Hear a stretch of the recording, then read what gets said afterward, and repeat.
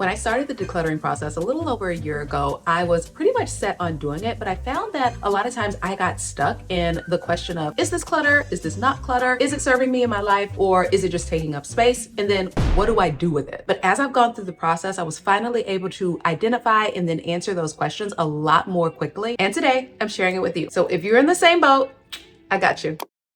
Welcome back, or welcome to my channel. If you're new here, my name is Christy and I make content centered around realizing that no matter where we are in life, no matter our age, we are just on time to live the life of our dreams. I realized that I could not live my dream life holding on to clutter, but sometimes identifying what's actually clutter is hard, especially when there are things that you don't know what to do with or that you're emotionally attached to. To unpack whether or not things are clutter, we are actually going to go through the 4 layers of decluttering. If you watched that video, you already know exactly what I mean, but if you haven't, I'll reiterate it a bit here so that you can easily follow along. But I do suggest that you go back and watch that video so that you can be completely caught up to speed.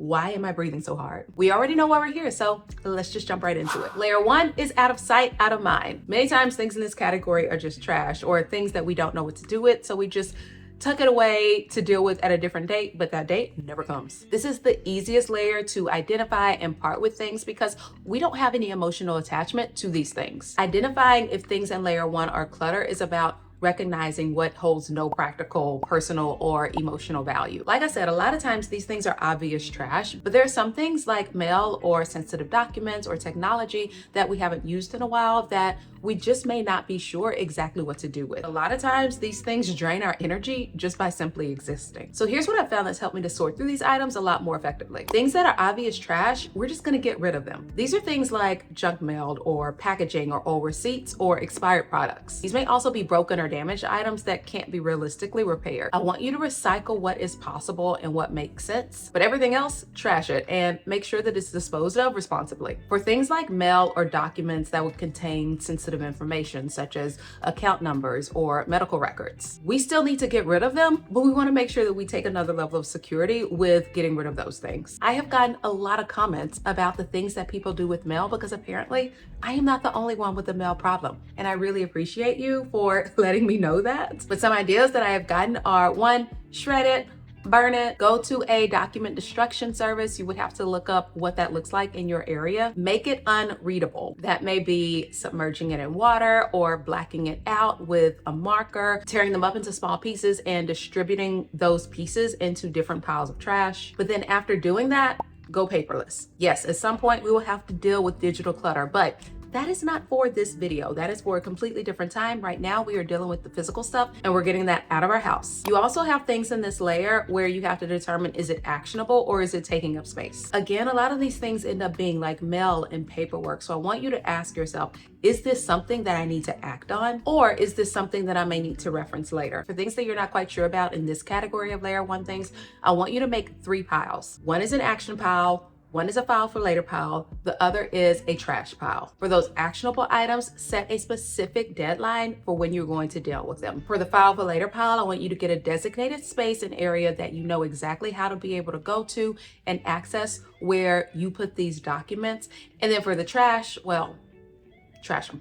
For things that are obsolete, like old technology or tools, I want you to ask yourself, when was the last time I used this? Does it work or serve a purpose in my life? Is there a newer version that I already use? First, we're going to make sure it's completely clean, that all of our data is wiped off of it. Then you donate or recycle things that are functioning. You can also look up in your area what are some different e-waste centers where you can dispose of things. Ooh, and a lot of retailers have recycling services for old devices. So places like Best Buy or Micro Center that you can get rid of your phones or hard drives. They will take it for free, but then sometimes even offer you some monetary compensation for it. Getting rid of layer 1 items gives us some easy wins. It starts building momentum by getting rid of what is clearly trash or what's no longer useful. Also, when we get rid of the easier things, it helps us to be able to tackle the harder things. Layer 2 are the happy memory things. These are things that hold happy memories, but we don't really feel all that connected to it, but we feel guilty about letting them go, so we just hold on to it. It might be a souvenir that you got from a trip or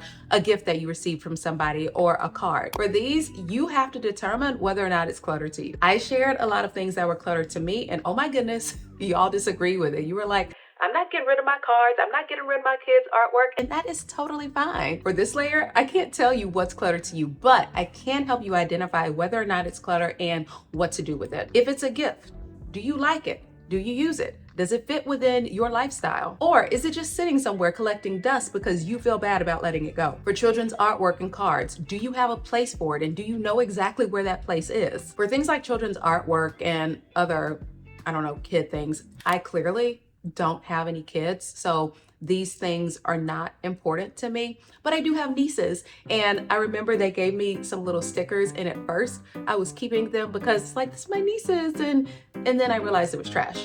So sorry girls if you're watching this. I digress. Would you care if your parents held onto it and you inherited it?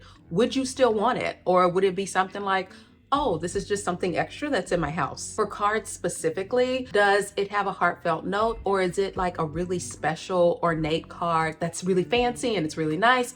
Or is it just something random that maybe just says Merry Christmas or Happy Birthday and there's nothing really that special about it? If you find yourself emotionally attached to something that feels random, it probably is not a layer 2 thing. It's probably more of a layer 3 or layer 4 thing, which we will get into. So once we've gone through those questions and we've decided whether or not those things are clutter to us, what do we do with them? Something that has worked for me is to take a photo of it to preserve the memory. This way it's not crowding up space in my home, but I can easily refer to it when I need to. I want to create a keepsake box for a few like special memories. You also might want to donate it to someone else who might use it or love it. For this one, I'm not just talking about giving it to Goodwill, but really having somebody specific in mind of, I know that they would actually really like this and that they would get a lot of use out of it. That way it's not in my home, but it's given to someone who is giving it the love and attention that maybe it deserves. And then say goodbye with gratitude. Acknowledge the item for what it was, what special thing it meant at that point, and then be okay letting it go because it no longer serves you. It no longer brings you joy. It no longer adds any value to your life. Layer 3 is my ideal self. The clutter in this layer deals with items that represent an idealized version of ourselves. It's things that we hold on to because they fit within who we wish we could be, who we used to be, who we think we might be at some point in the future, but then that time has passed or it has never come and we don't ever see when it's going to come. This layer is really tricky because it reflects hobbies or aspirations or identities that we are super attached to, and it makes it hard to recognize the things in this category as clutter. So how do we identify layer 3 clutter? We're gonna start by asking ourselves 2 questions. When was the last time I actually used this? And do I have realistic plans to use it in the future? If it's something that has been sitting untouched for a long time, months, even perhaps years, then it's probably clutter. Some examples are art supplies for a hobby that you haven't started, workout equipment that is gathering dust, books that you should read but you never pick them up, clothing from a version of yourself that you aspire to but that you aren't right now and you're not actively working toward being. Projects that you have lost interest in, maybe you started it but you're like, I don't do it no more. To that, we're gonna evaluate the should factor. Am I holding on to this because I feel like I should? Is this tied to guilt or pressure that I'm feeling from society or my own personal expectations? If after asking those 2 questions you realize that that item is making you feel burdened or inadequate instead of inspired, it's probably clutter. And then the other thing for this layer is challenging the sunk cost fallacy. Oh my goodness, the way we hold on to things because we spent money on them, we got to get over that. I want you to ask yourself, am I holding on to this because I spent money on it? Does keeping it actually add value to my life, or is it just guilt over wasted resources? If that thing isn't being used, keeping it doesn't recover the cost of the money that has already been spent/wasted on that item. It just takes up space. I completely understand not wanting to be wasteful. My parents came from a time where you don't waste anything, and that was a thing that was handed down and passed off to me, and it's something that I still deal with, but I have had to get to a point where if I'm not using it, it is waste. You have to be okay letting it go. Does this item align with the way that you actually live? Are you doing things that make holding on to this item realistic for your life? Or would you miss it if it disappeared tomorrow? If that thing doesn't contribute to the life that you're actively building or enhance your day-to-day experience, it may not belong. It's okay to have aspirational items, but you need to make sure that you limit the amount of space that you're dedicating to these things that are not getting any actual use. That might be one drawer or one shelf for those things that you might need. And then you want to make sure sure that you're coming back to them often, like every 3 to 6 months, to see if they are still important, if you are actually using them and going back to them, or if they're still not getting any use. We don't make any growth, we don't make any space for our lives by just focusing on who we should be rather than who we actually are and who we are working to be. Layer 4. It's so hard to say goodbye. I'm not even gonna sugarcoat it. The 4th layer is hard. In fact, it has been the hardest for me and one that I'm still working through. Layer 4 clutter involves items that have deep emotional connections, and most times it's connected with loss, whether it be the loss of a loved one or a significant life event that's happened. These are things that carry so much meaning to us, but sometimes they may also carry an emotional weight that no longer serves us. We have to be very introspective to identify whether or not the things that we're holding on to in this category are actually clutter. So I want you to ask yourself, first and foremost, is this an item that gives me peace, joy, or comfort? Or do I just feel obligated to keep it, even though it might weigh me down? If the thing that you're struggling with primarily evokes a feeling of guilt or pain, it might actually be clutter rather than a meaningful keepsake. For me, I mentioned this in a previous video several months ago, but I have a storage of my parents' things in a complete other state that I need to deal with.